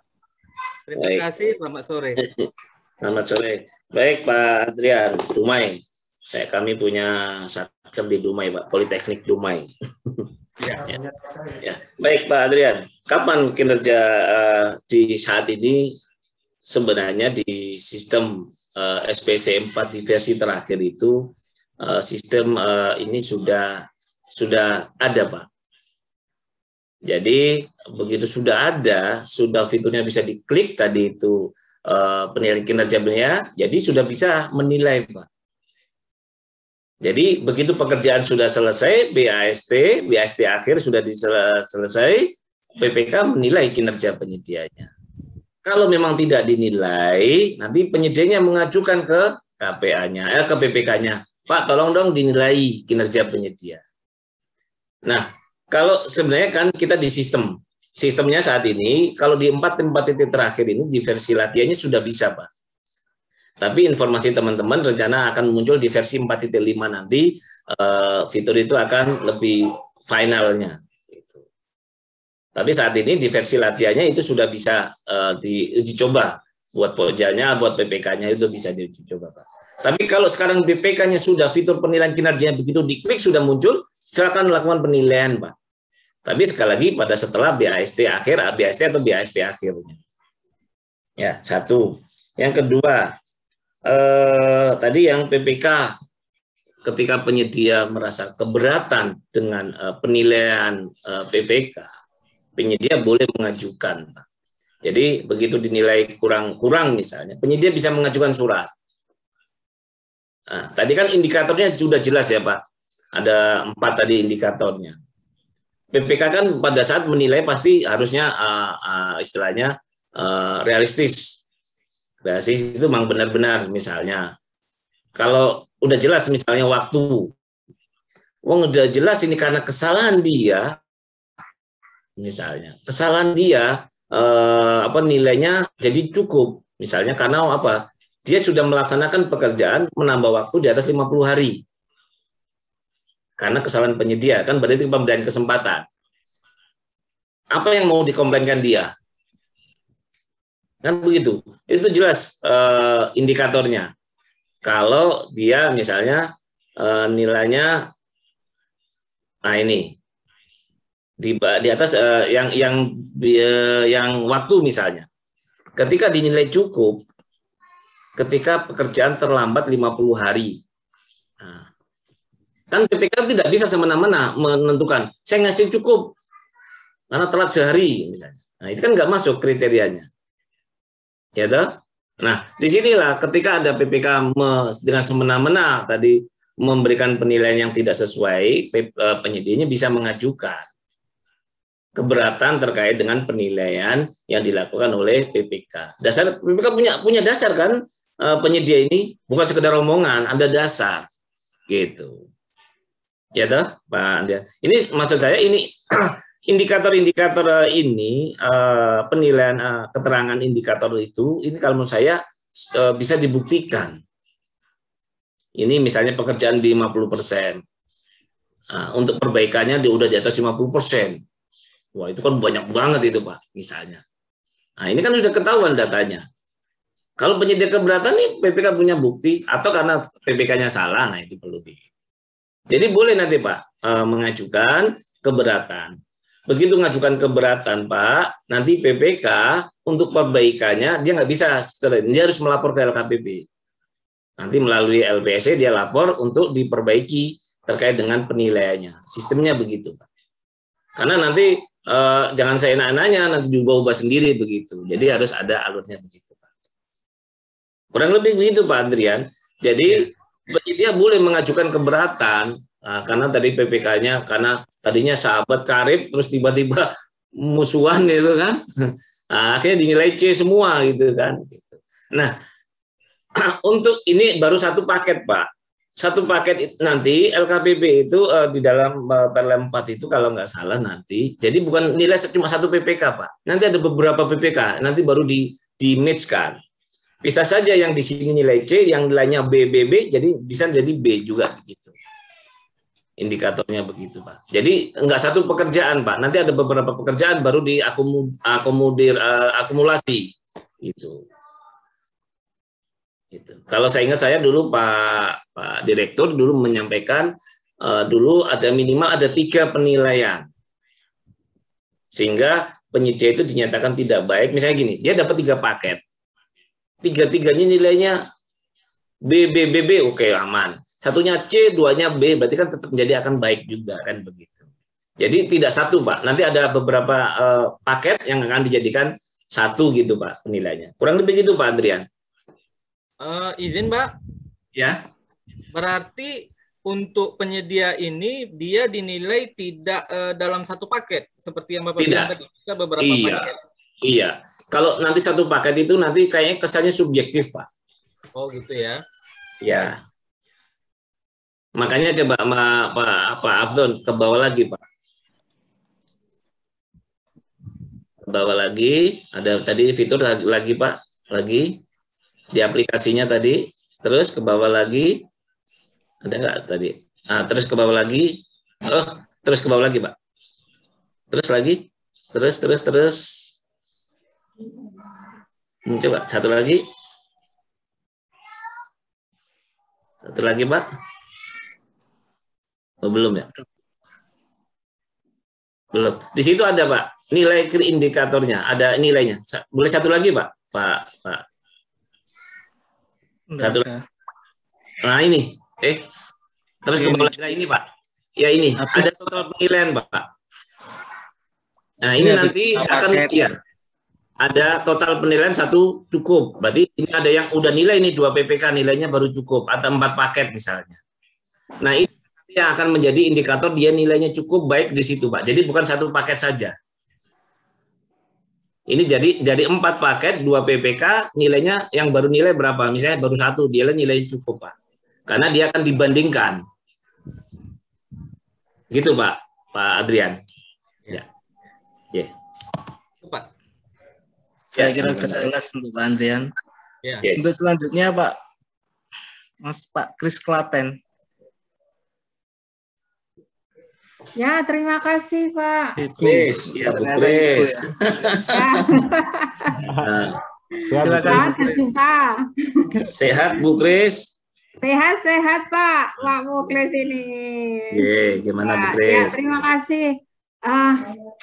Ini sungguh luar biasa dan pekerjaan yang sungguh luar biasa ya.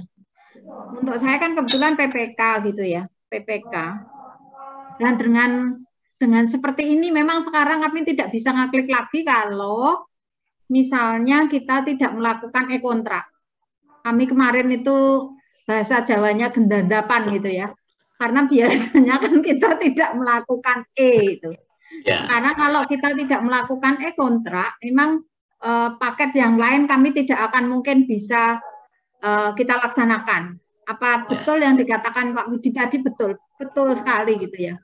Sehingga memang nanti sampai BAST dan berita acara pembayaran ini kami lakukan semuanya itu.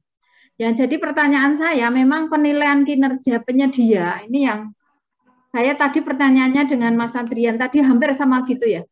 Kemudian apakah gitu ya? Apakah nanti penyedia sebetulnya dengan apa yang diberikan oleh PPK? Kalau dulu itu sering kami itu, saya dulu pernah PPK juga gitu. Kemudian sempat istirahat gitu ya.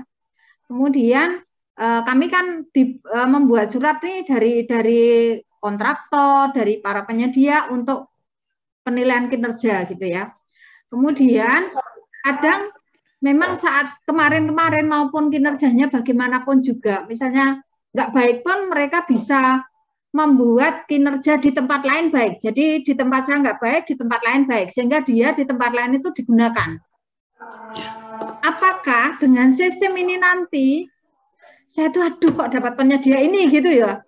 Lah apakah dengan sistem elektronik seperti ini nanti kinerja tidak baik yang sebetulnya di tempat saya dengan paket misalnya fisik sekian M, di tempat lain juga fisik dengan sekian M. Nah itu nanti bisa nggak seperti yang kemarin offline gitu ya, offline sehingga dia bisa menggunakan yang kinerjanya baik gitu, karena PPK-nya baik gitu ya, gitu misalnya. Apakah itu bisa terjadi nggak ya Pak Widi seperti itu? Terima kasih. Jadi, baik, makasih Bu Kris. Jadi kalau kita lihat di ketentuannya bahwa sekali lagi nanti tidak hanya satu penilaian kinerja penyedia sehingga dia nyatakan baik apa tidak. Jadi nanti saya dulu Pak Direktur menyampaikan itu minimal ada 3 penilaian dari PPK. Jadi bisa di Bu Krisnya nanti kurang baik atau cukup, terus nanti di tempat lain dapat baik, ya bisa saja nanti akhirnya tadi muncul indikator di dalam sistem bahwa kinerja penyedia baik, atau kalau dijumlahkan 3-nya ternyata tetap masih kurang, jadi tetap nilainya kurang Bu. Gitu. Ini otomatis nggak bisa masuk di dalam penilaian yang untuk sikap masuk di tender cepat gitu, itu nggak bisa ya? Iya betul, iya. Nanti ya ini kan masih proses ya Bu, masih proses. Hanya dia masih proses di sistem kita tahun ini kan baru proses untuk penilaian kinerja berbasis sikap ini, karena selama ini kan baru berbasis kualifikasinya saja. Dan nanti begitu dia nilainya cukup Bu, pasti tidak akan terpanggil. Karena kan ini kan nanti ada kinerja penyedia baik, minimal baik kan Bu? Iya betul. Nah minimal baik ini nanti tidak boleh hanya karena satu PPK di Bu Kris saja. Nanti makanya diminta ada 3 PPK yang menilai dengan paket-paket yang lain. Nah dari situlah akan muncul total indikatornya tadi itu. Tadi walaupun Bu Kris tidak baik, tapi nilainya yang baik, nanti tetap nilainya B. Maka begitu tender cepat dia akan keundang. Oke. Ya, minimal baik. Tapi kalau di Bu Krisnya kurang baik, di yang satu PPK-nya kurang baik, yang satunya baik, berarti kan begitu total ternyata nilainya C, berarti nanti pada saat tender cepat, kalau fitur kinerja penyedianya ini sudah ada, maka dia tidak akan terundang.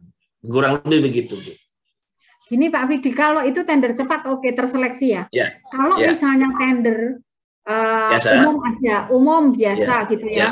itu kemudian apakah kami bisa nggak melihat kinerja dari penyedia itu di sistem?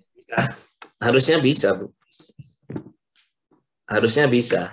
Sehingga saya nggak perlu tanya mana seperti biasanya sekarang ini gitu. Ya, betul. Ya, jadi harapannya begini, ini juga mimpi kami juga, mimpi teman-teman juga ya, PPK atau Pokja.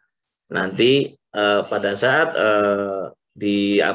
akan muncul penilaian kinerja penyedianya, Bu. Mungkin juga nanti malah ini mimpi kami juga waktu itu malah saya sendiri waktu di Kementerian Kelautan dulu sudah punya mimpi adalah penyedia yang boleh ikut tender di kami waktu itu hanya yang kinerjanya baik. Yeah. Nah, itu yang sebenarnya itu. Nah, itu yang tapi kan regulasinya waktu itu kan belum ada. Oke. Untuk tender cepat kan sudah ada fasilitas nih. Ya. Istilahnya sudah ada fitur kinerja baik. Bisa saja nanti di tender cepat biasa juga nanti kita bisa mungkin ini bisa mensyaratkan adalah penyedia yang punya kinerja baik. Itu persyaratan itu dibuktikan apa? Dengan data sikapnya. Misalnya bisa juga begitu, Bu. Oke. Ya, karena kan kita juga nggak ingin kan punya penyedia yang asal-asalan kan begitu. Kan kita ingin itu benar-benar vendor management system yang dibuat di dalam data sikapnya LKPP itu adalah benar-benar adalah penyedia yang baik. Yang tidak baik nanti inilah yang dilakukan pembinaan. Apa sih yang menyebabkan dia tidak baik? Apakah karena permodalannya? Apakah apa kan begitu? Ini Bu harapannya sih begitu. Ya Pak, terima kasih. Harapannya saya juga ini AMEL itu kita nggak usah mendesain lagi. Waktu itu saya bilang Pak Patria, berarti kami tidak perlu membuat sistem lagi gitu. Dengan adanya AMEL ini otomatis semua sudah. Maksud saya nanti bisa sampai link ke LKPP juga, sampai ke kementerian kami di kesehatan gitu.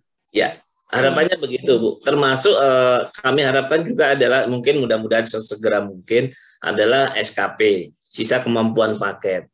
Saat ini di fitur 4.4 pun fitur penilaian sisa kemampuan paket kita kan akhirnya kan kita mencari manual nih. Iya, betul. Karena kita lingkup terbatas. Begitu sudah kontrak, baru itu muncul LSM. Nih, dia dapat 10 paket. Nah, ini yang terjadi. Harapannya kan juga istilahnya nanti sistem ini ya sekali lagi kita masih punya harapan untuk teman-teman segera mengeksekusi untuk itu. Harapannya sih di versi 4.5 ini itu sudah fitur ini sudah difasilitasi, Bu. Gitu. Ya, Pak. Biar PPK itu tugasnya nggak semakin berat gitu ya. Betul. Terima kasih Pak. Biarkan sistem, Bu. Biar sistem yang jalanin, Bu. Kita tinggal mengendalikan di lapangan saja kan begitu ya, Bu. Iya, terima kasih Pak Fidi. Baik. Ya. Selanjutnya pertanyaan dari Mbak Winda Mardiana yang resen. Silakan Bu Winda. Selamat siang Pak. Mungkin ini sama sore ya Pak, siang. Sore. Ya, ini mungkin agak melenceng jauh Pak, tapi karena emergensi saya mencoba tanyakan ya Pak. Ini masalah jaminan Pak, jaminan penawaran. Nah, jaminan penawaran ini berdasarkan Perlem 12 Pak, untuk tata cara evaluasinya. Itu saya agak bingung dengan pasal D Pak. Pasal D itu mengenai kan pasal A, penyedia itu bisa mengupload soft copy jaminan melalui enskripsi. Pasal B, ya kan Pak, berbentuk soft copy asli atau kamera. Kemudian di pasal D, dalam hal jaminan penawaran tidak diterima jaminan sampai dengan batas waktu yang ditentukan, maka penawaran dinyatakan gugur apabila berdasarkan klarifikasi ke penerbit jaminan, pencairan jaminan penawaran memerlukan jaminan penawaran yang asli. Nah, artinya ketika penyedia tersebut mengupload soft copy Kemudian Pokja mengklarifikasi apakah pencairan jaminan tersebut berdasarkan soft copy atau harus jaminan penawaran asli. Kemudian apabila penerbit menyatakan tidak bisa mencairkan jaminan kalau tidak jaminan asli, artinya penyedia tersebut gugur, Pak. Iya. Nah, ini saya tanya nih Pak, soalnya baru ada case nih. Nah, padahal kalau berdasarkan IKP, untuk evaluasi administrasi jaminan, pasal K, bahwa Pokja mengklarifikasi itu berdasarkan keabsahan jaminan penawaran. Itu tata cara evaluasi administrasi ya Pak ya. Nah, ini Pokja harus berlaku seperti apa nih Pak? Artinya ketika kalau berdasarkan apa namanya jaminan penawaran yang berdasarkan pasal jaminan penawaran, artinya ketika dia tidak memberikan jaminan asli dan penerbit itu menyatakan bahwa tidak bisa mencairkan jaminan kalau tidak memberikan jaminan asli, artinya penyedia gugur ya Pak? Ya. Ya seperti itu Pak. Ya, kalau menurut saya begitu Bu. Nah, jadi begini. Nah, ini saya kan sebenarnya antara pasal A sama B, ya kan? Ya. Asal jadi B, begini. Ya. Gimana? Jadi kalau saya tangkap bahwa di sini sistem memfasilitasi penyedia untuk mengupload jaminan penawarannya. Jadi di scan itu kan begitu. Nah, begitu sudah ada scan foto itu, kan sebenarnya di situ juga diminta sebenarnya penyedia untuk mengirim dokumen aslinya. Ya, jadi yang kedua, Pokja itu kan mengklarifikasi terkait dengan kebenaran jaminan pelaksananya. Apakah benar penawaran Pak, masih jaminan penawaran. Oh ya, sorry. Jaminan penawarannya. Oh, benar. Nah, benarnya kan tidak boleh lewat telepon, tapi lewat tersurat. Ya, betul. Betul. Nah, nanti diklarifikasi apakah benar. Apakah ketika dengan cukup soft copy yang dikirim oleh penyedia, bisa nggak jaminan penawaran kami itu dicairkan kalau memang penyedianya mundur misalnya? Kalau dia nggak bisa, harus asli. Nah, kalau memang harus asli, berarti kan kita harus mendapatkan dokumen aslinya, jaminan penawaran aslinya. Kan begitu hasil klarifikasi kita ke penerbit jaminannya. Itu sih pemahaman saya Bu terkait dengan jaminan. Oh, begitu Pak. Jadi ketika dari penerbitnya, nggak bisa Pak, harus ada jaminan asli, nggak bisa saya hanya dapat fotokopi saja atau scan saja sebagai bukti bahwa penyedianya ada mengirim, ya berarti kan dia nyatakan gugur di dalam administrasinya. Gitu. Oh gitu Pak. Nah, apabila terjadi seperti itu Pak, misal nih Pak, kita Pokja menambahi di LDP langsung bahwa kita harus mengirimkan jaminan asli, begitu aja Pak. Soalnya ketika kita pada evaluasi administrasi itu, pengklarifikasi itu memakan banyak waktu dan itu memakan mesti kan banyak tuh Pak. Misal kalau ada yang mendaftar 25, 30 gitu kan, kita mengklarifikasi itu pasti memakan waktu kan Pak. Ketika kita 33 kemudian gugur 33 lagi, nah jangka waktunya itu akan semakin panjang. Nah, apabila Pokja langsung memberikan, misal di RDP menambah syarat mengirimkan jaminan administrasi asli, nah itu seperti apa? Apakah itu menyalahi aturan? Kalau menurut saya, mungkin teman-teman Pak Muklis, teman-teman, kalau menurut saya itu kalau menurut saya bukan menambah syarat sebenarnya. Ya gimana Pak? Idealnya memang jaminan penawaran itu memang harus dikirim. Nah, ya, ketika memang, nah sekarang yang penting adalah dokumen kita yang kita sesuaikan DMDP-nya, itu kan model. Ketika Pokja sudah menentukan persyaratannya harus dikirim, ya harus dikirim. Tapi sekali lagi harus disesuaikan dengan MDP-nya.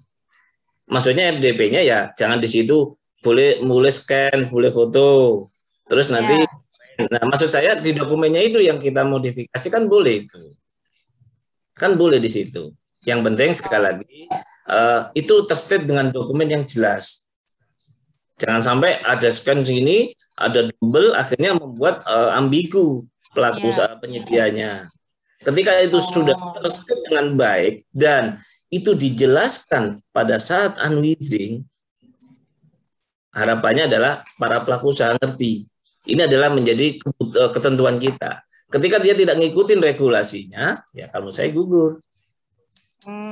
Sudah sepakat di dalam dokumen pemilihan itu kan sepakatan yang sudah dibuat oleh Pokja dan disepakati oleh penyedia ketika penyedia itu ngupload. Ya, yang penting sekali lagi jangan sampai tadi itu dokumennya ambigu, ini ada, bingung penyedianya. Akhirnya pilihlah yang poin terakhir tadi, yang hanya scan saja, begitu. Kalau menurut saya sih begitu, Bu. Oh iya. Ya, mungkin Pak teman-teman yang lain boleh atau Pak Muji. Iya Pak, ini soalnya. Iya, ini waktunya sudah habis ini. Iya, Oh, mungkin untuk bisa kalau ada pertanyaan lagi nanti bisa menghubungi nomor handphone dari Pak Widi itu di 081 386 24024 ya. Iya. Benar ya ini Pak Widi nomornya ya? Ya, betul. Ya. 081 386 024 024.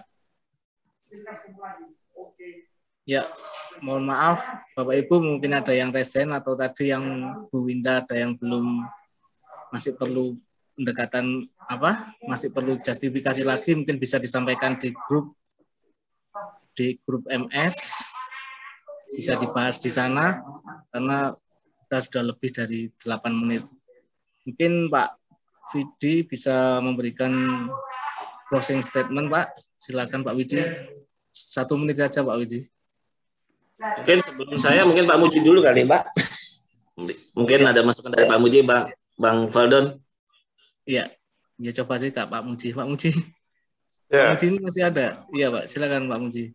Pak Faldon sama Pak Widi bisa dengar ya suara saya? Iya Pak. Pertama tadi Pak ya. Pertanyaan pertama tadi mengenai tenaga ahli yang bekerja pada paket yang lain. Itu tadi kalau belum berkontrak, mungkin ya mengacu pada MDP-nya itu ada tuh. Itu adalah MDP-nya sana. Apabila peserta menawarkan personil manajerial ya, yang sedang bekerja pada paket lain atau yang sedang berjalan, maka hanya dapat ditetapkan sebagai pemenang apabila setelah dilakukan klarifikasi, personil tersebut sudah tidak terikat pada paket yang lain. Jadi kalau terikat pada paket yang lain tidak bisa ini kalau dilihat pada MDP-nya ini ya, secara tekstualnya gitu, secara tekstualnya.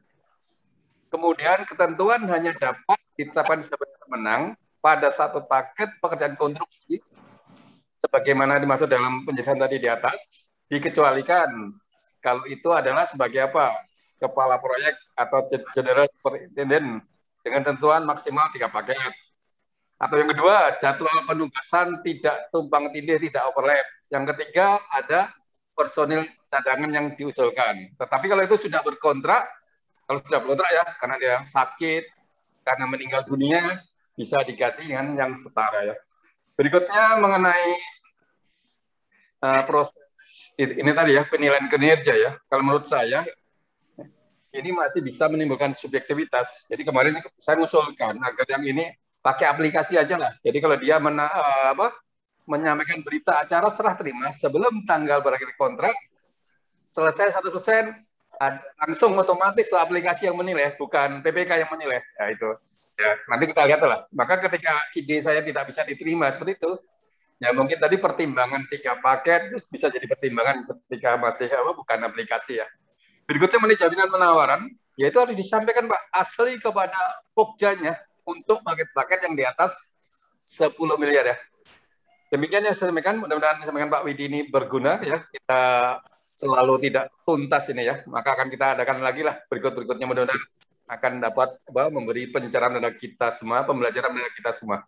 Terima kasih pada Pak Widi, Pak Faldon, Pak Mulis, dan Bapak Ibu peserta yang hadir dalam forum hari ini. Terima kasih. Wassalamualaikum. Ya, terima kasih Pak Muji. Gimana Pak Widi? Ya, baik. Baik, terima kasih Pak Faldon, terima kasih Pak Muji. Diskusi pengadaan itu tidak ada habisnya, pasti lalu ada aja masalah. Tapi segala sesuatu masalah itu pasti akan bisa kita selesaikan. Kita baca regulasi, kita pendapat dari para ahli, sehingga dari situlah kita membuat sebuah keputusan.